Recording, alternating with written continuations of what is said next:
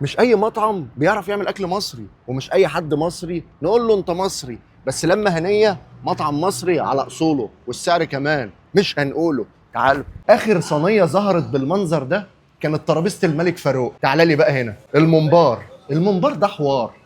المحاشي مش محتاج له تذكره طيران.